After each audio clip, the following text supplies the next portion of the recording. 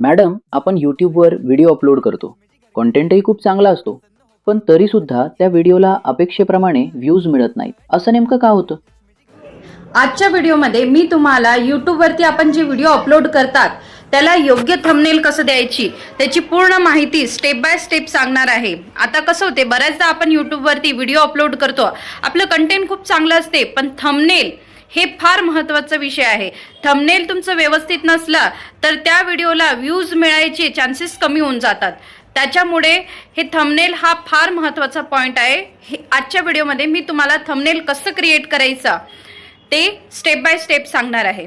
सर्वप्रथम तुमचा मोबाईलमध्ये प्ले स्टोअर ओपन करा.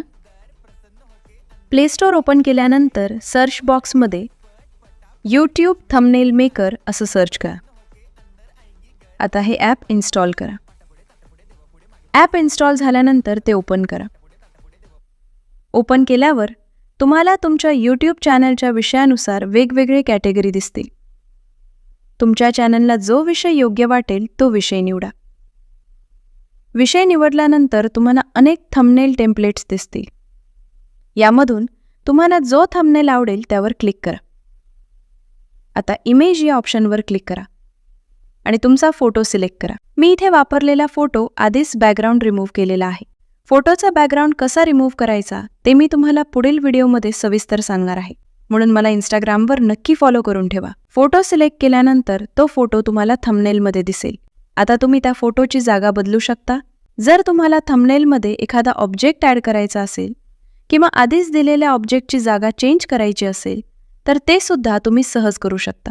यानंतर तुमच्या यूट्यूब चॅनलच्या विषयानुसार थंबनेलमध्ये दिलेला टेक्स्ट तुम्ही एडिट करू शकता. टेक्स्ट एडिट करण्यासाठी खाली दिलेल्या एडिट ऑप्शनवर क्लिक करा आणि तुमचा हवा तो टेक्स्ट टाका. सगळं एडिट झाल्यानंतर आता तुमचा थंबनेल पूर्णपणे रेडी झालेला आहे. आता डाउनलोड बटनवर क्लिक करा आणि थंबनेल डाउनलोड करून घ्या. आता स्क्रीनवर तुम्ही पाहू शकता तुमचा यूट्यूब थंबनेल पूर्णपणे रेडी आहे.